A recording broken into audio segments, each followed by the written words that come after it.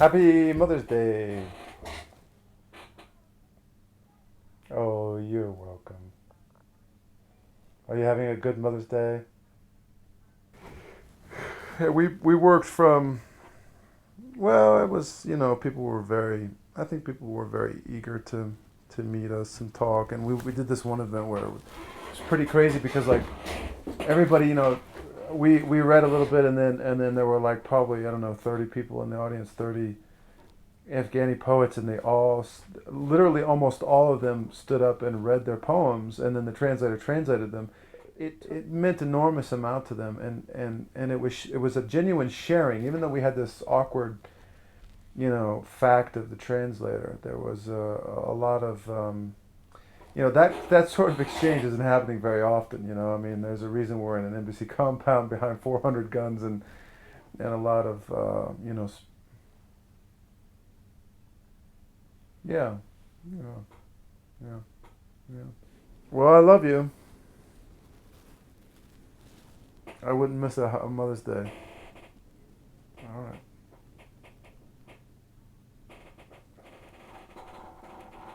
Yeah, I'll call you tomorrow. I'll call you. Okay, I love you. Bye. All right, bye.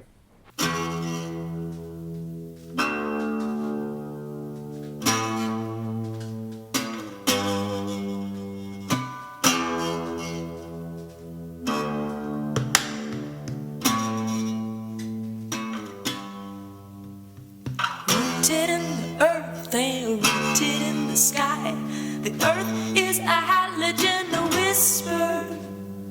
Rooted in your lungs, and rooted in your mind. The earth is a halogen, a whisper. Well, rooted in your lungs, and rooted in your mind. The earth is a halogen, a whisper. Well, rooted in your lungs, and rooted in your mind. The earth is a halogen, a whisper. Speechless, you're so speechless. You could stand to speak less if you ask me. Speechless, you're so speechless. You could stand to speak less if you ask me. Speechless, you're so speechless. You could speak less if you. I think as a writer, as the kind of writer that I am, it's a preoccupation with this country. It's a preoccupation with America, American culture, American character, American history, and so to some extent, it's a little insular.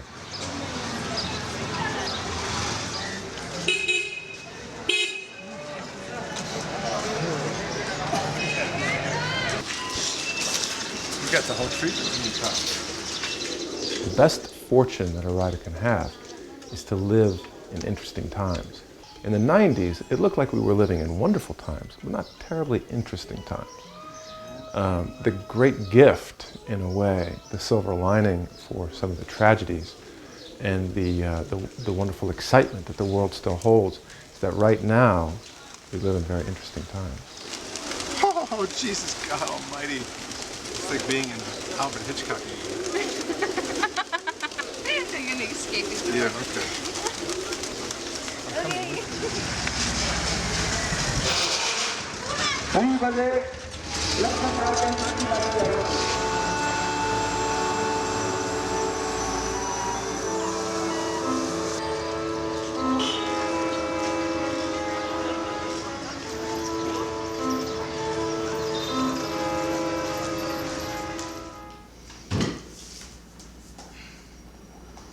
The endangered cento is, on one level, reaching a point of completion. We've got over 100 lines that are ready to go, and 80 of them I've arranged into this poem. Cento being a poem that's stitched together from different sources. This is a 100-line poem where each line is from a different endangered language.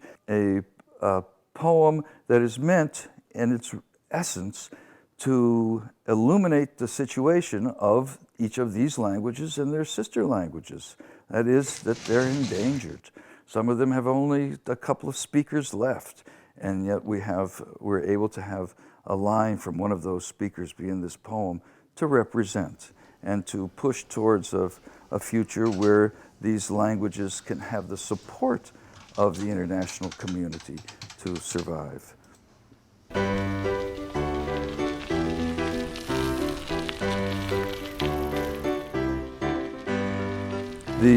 Right now, we're at the point with the cento where it's going to be shown at the Forum of Indigenous Peoples that's going to be at the UN, and on May 17th, opening day, we're allowed to show a 7-minute representation of the endangered cento. But what I'm hoping for is to make direct contact with poets in endangered languages and finding a line that essentializes the culture and be able to place that into the cento so that it grows organically from the project itself. So one of the things about these languages is that they are endangered languages, that if you don't speak the languages, the mother tongues of your parents, then who's going to carry on those languages? And if everybody's speaking only Nepali and English, you wonder what's going to happen to the cultures that actually made you. So that is a project that I'm working on, because you know what? Poems are made out of words. Words that are the essence of language. Do you want to know something? When books were first created, people always read them aloud, because that's the way they had been before that. Poetry had been oral. When we think of reading to ourselves, because it's just such a different meaning when the world that you create in your own mind. It's a beautiful, brilliant, wonderful, amazing, extraordinary thing. But it was an evolution of text that originated with the human voice. Writing is visible speech. Sounds good.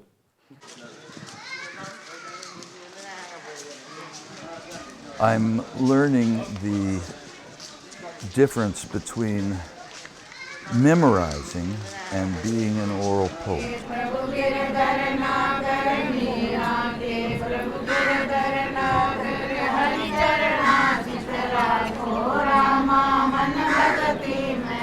I'm learning to open up parts of my mind that deal with the connections among people. A beautiful way of life in orality that these days is endangered by the loss of so many of our small languages.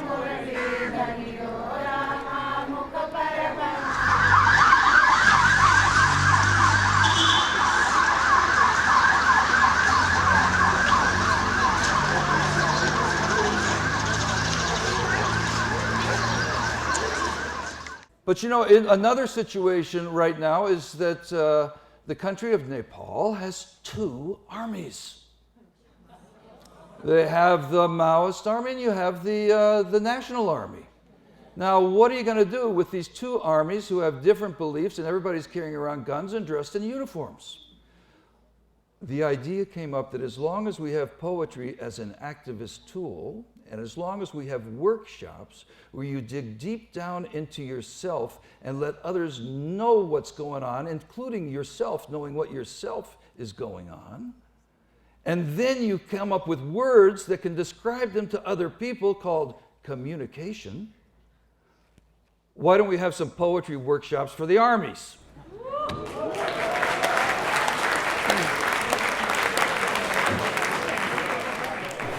Salamaya mudahim sammulamaya sada Nalamaya idahim sam elamaya gada Elamaya gadahim sam Nalamaya eda. That's beautiful. Thank you, Uma. they're fighting for their own identity, their own culture, their own language, their own poetry, to me. That these minority cultures are finding a way to be heard in the poem. I'm working on a poem called The Endangered Cento, C-E-N-T-O. A cento is a poem that's stitched together. Each line is taken from a different source, so it's built rather than written. So, ready, Ram? Yep. Are we on? Okay, so I guess the thing to do is just give us the poem, the song, whatever you call it, the authenticity of the Newari in the original language. And we'll be set. Maybe we'll do a little translation later. Okay, sure. Nugo shana mikha khobi jaka waibali baja yo che dhaka chai chai naya nili dusa guli jiu khala baja.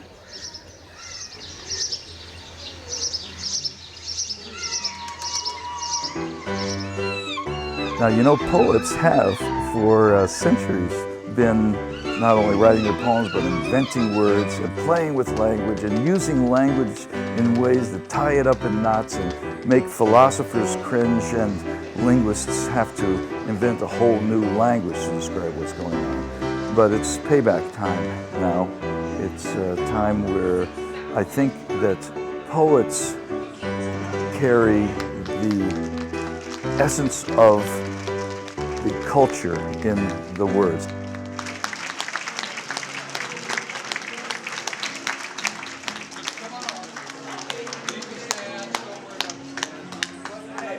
Okay, I like that sentence. He was amazed. What does he do though? After this, he feel unconscious. He does what? He feel unconscious. He falls unconscious. Yeah. Well, how's he going to get the flour? We need the flour. We need the fishermen. We need the flour to unite the fishermen and Peter and Rihanna, right? So that Peter and Rihanna can be with baby brother Brian Adams, right? So, he was amazed. That's our last sentence, right? He was amazed. All right, young man, here we go. That's it, here. No. What? Down?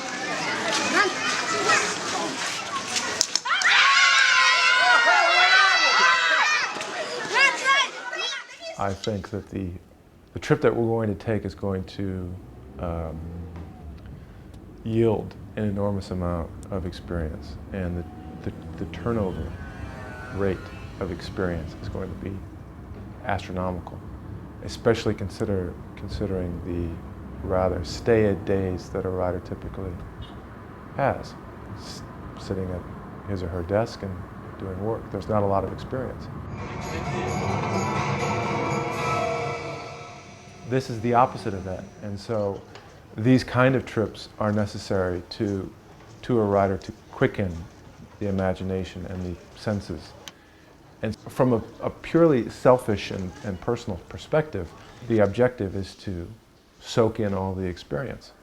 I think there's another component to it, which is to say that in no grand way, but in some small way, you're going as an ambassador of a country that is in conflict with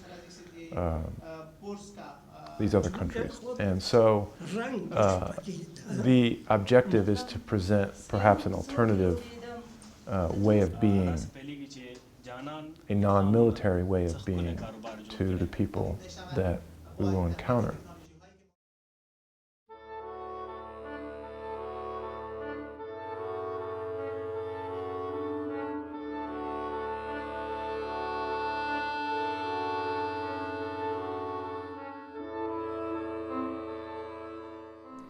Aliza, so do you think religion and conflict, it's the same? Well, certainly identity and conflict is the same in today's world. The book that I just finished is called The 10th Parallel, and it's about the space where Christianity and Islam largely meet in Africa and Southeast Asia. It took me 7 years to travel along this faith-based fault line in Nigeria, Sudan, Somalia, Ethiopia, Indonesia, Malaysia, and the Philippines. And I thought, traveling along the borders of these two great faiths, what would I find there? I thought perhaps that it would bear out the truth that people are fighting more than ever. In truth, that's not the case at all. I watched what happens in droughts, in floods, in political elections, and yes, Christians and Muslims are coming to blows in many, many cases. But the wider truth is that for centuries there's coexistence, and that continues to this day. And the biggest and most overlooked religious clashes of our time are those inside of religions. They're those problems between Muslims and Muslims, Christians and Christians, not between them. So hopefully that's something that the world starts to pay a bit more attention to. Here I need to feel my way through.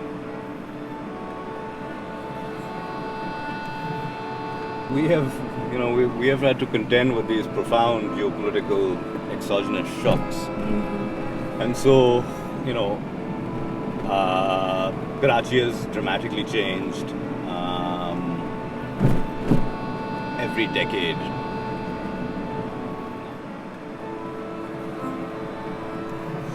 Strikes are fairly commonplace in South Asia. So it's not a particularly a big deal. It's the MQM has called for a strike, and there's been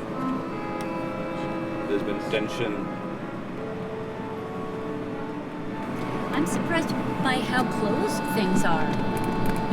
I feel like Sunday is usually just another day of work in most of the country. Yeah, it's pretty much. Today there is a shutter down, but so there would have been a little bit more business. But not much. I think I've missed it. I think we'll go to another one then, and that's actually nicer because it's on the sea.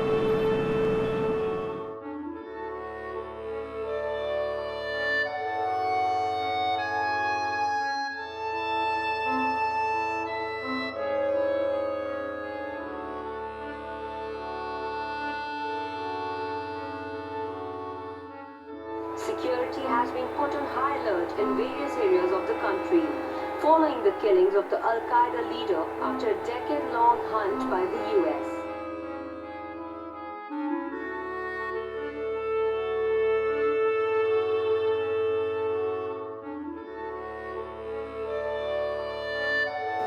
Do I think there will be some kind of riots somewhere in this country? Absolutely.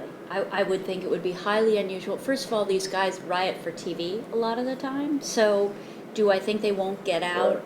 This is a great moment for them. It's a good opportunity. Yeah, it's just what they do. Left with very little alternative, they get out for the TVs with signs and yelling, right? But if nothing happens at all, I would think that's odd, because there's right now, in my assessment of it, there's kind of the stunned acquiescence. But even just talking to people, what's starting to happen with their savvy Twitter friends is that people are starting to get mad, right? They're starting to be on Pakistani soil, what, as opposed to the shock.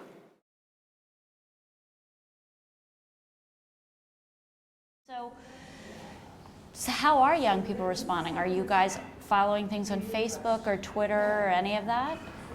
On Twitter. A little bit. Yeah. So on Twitter? Yeah. So, and just with your friends? Yeah, just with friends, randomly. So I think for me, it's been on Twitter, it's been on fire the whole morning. Has it been? Yeah. And what's the most interesting thing you've read? So, there's been a lot of humor besides a lot of main points. Obviously, there's been a lot of, suspicions about his identity. Really? He's actually Osama. Yep. Basically, your peers in the U.S., who are the kind of people who read this, slightly older, but about that, young professionals.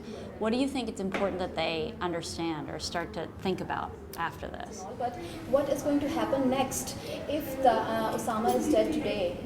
Even if he's dead, let's just assume that he's dead. What are they going to do next? Are they going to, say that, oh, we did say that Osama is here and you guys were denying it, so now I guess that we're allowed to raid any place because there may be a lot of other Talibans hidden at different places, so that's going to be a little horrible for Pakistan.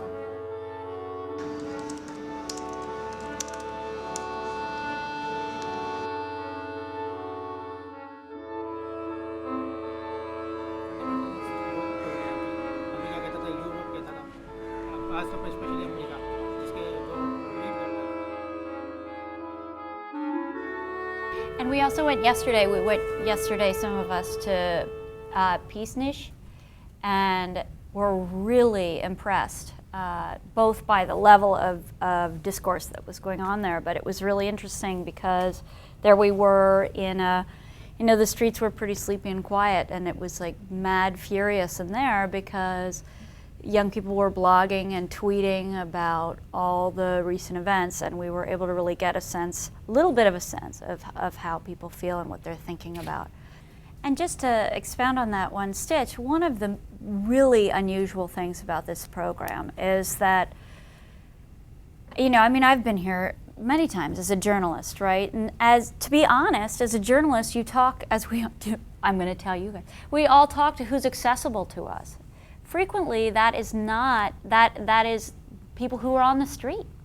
That's not people. We have to know how to go to Peace Niche. We have to be invited to the dinner in the novelist's home. Those things are harder to do. And one of the extremely cool things I've found in just being here for a couple of days, and again, largely inside, is that we've been able to enter these worlds that are almost closed to outsiders. Not because they're anybody's in Porta or anything, but because in the same way our worlds are closed to outsiders. I mean, who do we invite to our dinner parties? People we know.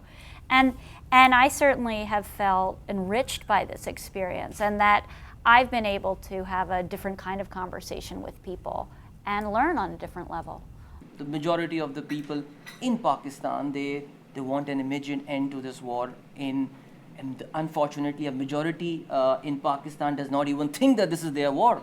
I mean, this may be a political thought which has been inculcated in their minds, but that's the general perception. People are not interested in politics of Karachi in the United States at all. Nobody cares that this guy was killed yesterday. People care about Osama bin Laden. So that's just part of the way the world works, right? We can't really shake our fingers at that. That's human nature. So what we do as responsible reporters is try to report the truth.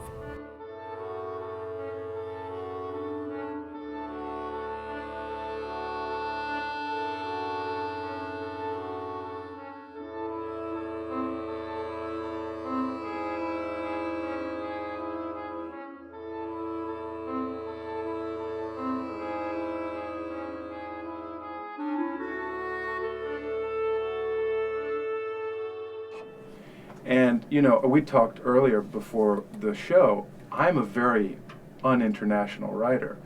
My fiction is very concerned with America, almost to the exclusion of everything else. I am not a typical ambassador for America.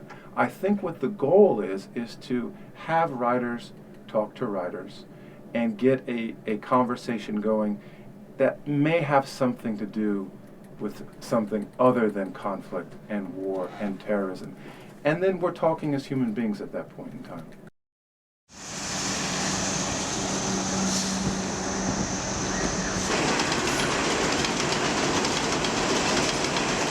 There's nowhere in the world I don't feel comfortable. I have deep connections to 4 continents. I'm Middle Eastern. I return to the Middle East every year. My parents are French educated, and I'm a dual national, French and American. I constantly go to Latin America because my parents live there now. Of course, I'm a New Yorker. When I look at pictures of the land, it speaks to my spirit. So I'm really excited to go to these places and experience them myself. And, you know, take Afghanistan, for example, these great mountains and all the amazing poets they have.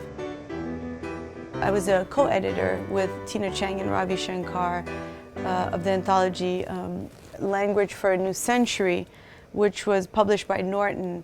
And there was one poet that stayed with me.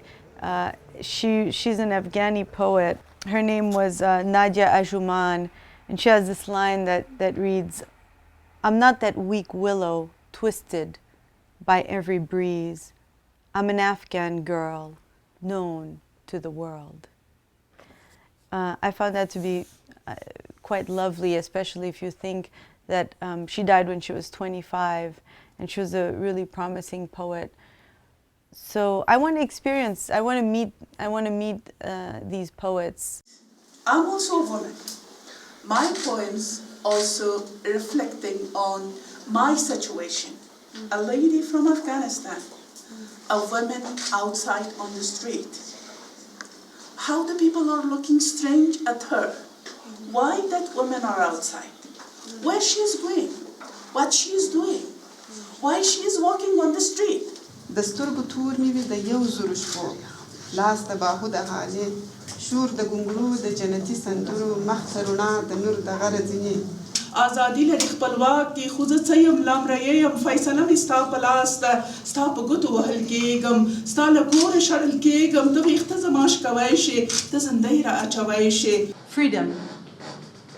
The story begins with a song. It's stubborn, breaks air into history. For a minute, it's quiet, to allow everyone in. And then it rises to celebrate voices, clears its throat, says, we will bury the smoke that blinds us, plant our soul on every page.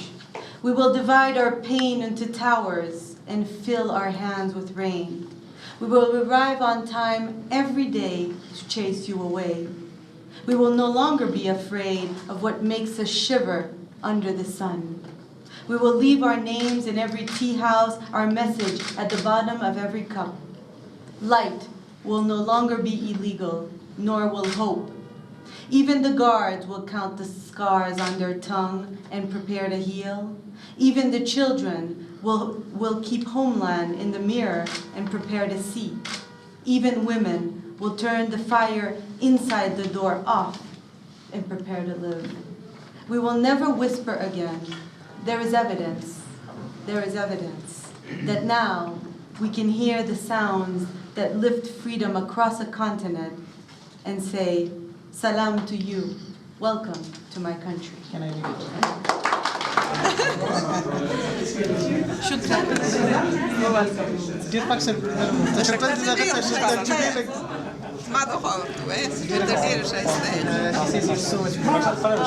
in your eyes. Yes, you are. Thank you very much. So happy to have met you. Really, I wanted to talk to you. And I think the greatest revolution we can be part of is led by our imagination. So that I will send you all the poem we wrote via email. Is that good? Yes. Yeah, we did all. Like the poem we wrote, By the Yellow Rose, in Dari, By the Yellow Rose. That way, yeah. Yeah, By the Yellow Rose. Can you translate that in Dari? Okay. Yeah. These girls I just love working with them because their energy is so amazing. It's so fierce and determined. And they have such they just have these great observations. And they come up with these stories. And it's full of giggles and also so full of insight and humanity.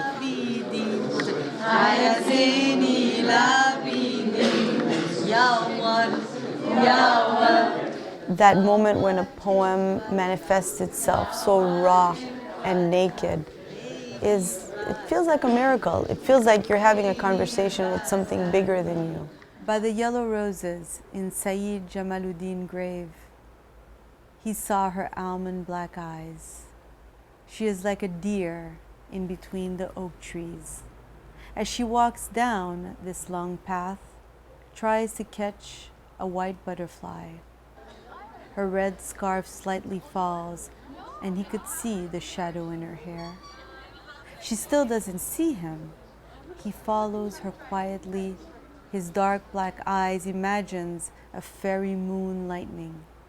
Suddenly, she turns around, startles him. They both imagine time does not exist.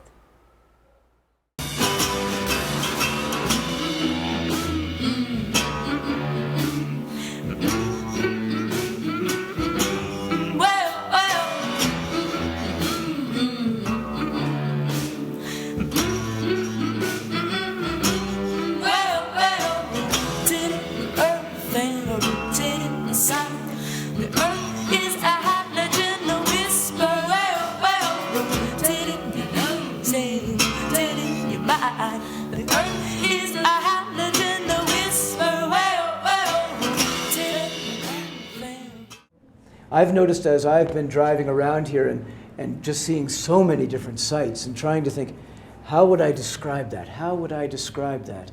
And Dan and I were talking on the way up here, just seeing little scenes on the street, and he was noting the juxtaposition of this kind of thing and that kind of thing. And I was thinking, how would I describe that? Okay? So let's take the next 10 minutes and try to write a paragraph, maybe 10 lines or so, describing some place or something, or just an object, or even a person that you think that Josh and Natalie and I should get to know. Okay? So take about 10 minutes now. And each week when we're doing these different kinds of elements of literature or devices, then I read them also. And I read a haiku in Japanese for them, and they were so excited. And so we're doing metaphor, simile, like all these devices in their journals. And they're really great. I can show you some of them. You're going to have them do proverbs, I think? Yeah. We do proverbs have you already done that? We haven't started yet, but it's one of the most famous Chinese proverbs. It's the fish proverb. Give a man a fish, you feed him for a day. Teach a man to fish, you feed him for his life. Because there must be zillions of Afghan proverbs, right? Yes, there are. I'm trying to show you some of their... Yeah, so this is what we do. I don't correct their grammar in journals. I just give them some advice and ideas on what to do. Like, I never swim in a beach. I never traveled by train. I never drive alone, but I always do my homework alone. So we talked about coherence that day. Yeah. So I wrote this on the board. I'm like, why isn't it coherent? So we learned about coherence. They're doing imagery. Why is that not coherent? Yeah, because I was talking about like all of these are ways that they move. Yeah. Yeah, and then he says, but I always do my homework. I wanted him to be coherent, so I wanted him to say, but I have traveled by plane or something like that. A writing workshop is designed to help the writer get on with their work, okay? And we always give extra credit to the writer who volunteers to share their work first. So who wants that extra credit? Who wants to go first? Some of your writing? Yeah. Yes? Yeah. So raise your hand, he can Maybe, choose you. I think, you were the first one done. Can you tell us your name too? Yes, Rashida. Rashida. Yes. Okay. Well, it's just a simple paragraph. Yeah. But, okay, I can read it. This is, okay, its title is... Do you want to stand maybe there so that your classmates can hear you too? Okay. That's no problem. Okay, so the first my title is Pupils of Afghanistan, or we can say Learners of Afghanistan. Pupils of Afghanistan face many problems. First, their economical problems do not allow them learn accurately. Second, lack of modern curriculum drive them not to learn well. Third, internet or official library facilities are out of reach of the pupils. Fourth, being not existence of foreign teachers, especially for English class. This is also another problem. Prevents us learn coherently. And finally, we can say that we appreciate our pupils learn from little very much. Yes. Thank you very much. I'm thinking, I wonder if you could describe that library. What was the library like? Yeah. And even, when I look around this room and I'm looking I see Victor Hugo, I see behind me, Hugo on the one hand and Agatha Christie on the other. Now, a writer looks at those two and says, that's an interesting juxtaposition. If I wanted to describe this classroom to an American audience, I might begin with some of the writers on the wall. There's Shakespeare, we've got Jack London, we've got Agatha Christie. I immediately begin to describe, it begins to take on a life of its own, right? So that library, I'm thinking, you've seen it once, right? You've been into it. No, just I've seen it. You've only seen it? Yes. Yeah. They don't let him go into the... You don't get to go in. That's a pretty interesting thing to try to describe. Maybe you have some thoughts to add? Well, the one thing that is very common in a writing workshop, probably like number one cliche of a workshop, is to talk about the difference between showing and telling. So what you did was you said, we have What was your exact about the library? There is no. About the library and the internet? No official library, you can say. Not in There's no official library. Okay, so there is no official library.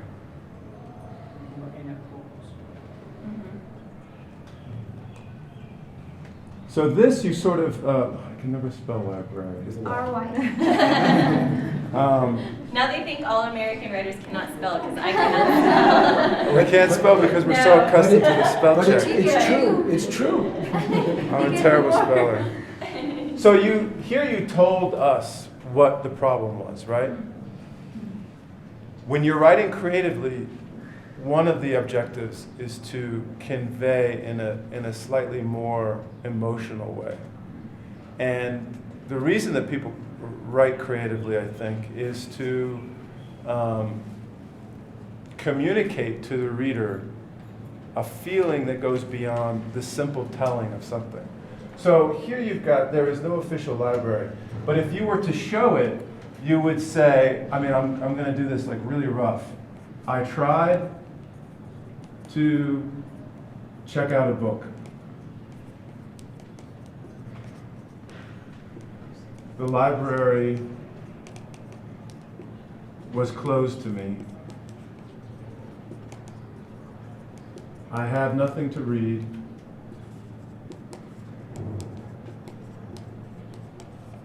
How will I learn? Right?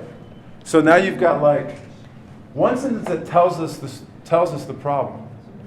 But if you're writing more creatively, if you're trying to convey something, you tell a story. And you do that by getting very personal or creating a character and actually describing what you might do to try to get a book and how you will be prevented from getting that book.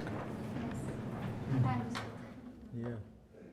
I was just starting graduate school at the time that 9/11 came down, but I know that I and several other of my friends, and I've heard this from published writers as well, questioned the job of writing, questioned the worth of writing after such an event. I don't think, in fact, that a writer has a role in conflict, but this, of course, is spoken by a person who has never really had any political force applied to him such that I would feel it is a writer's imperative to address conflict. I doubt that I will return a great activist, but I will return, I suspect, a more educated and broadened human being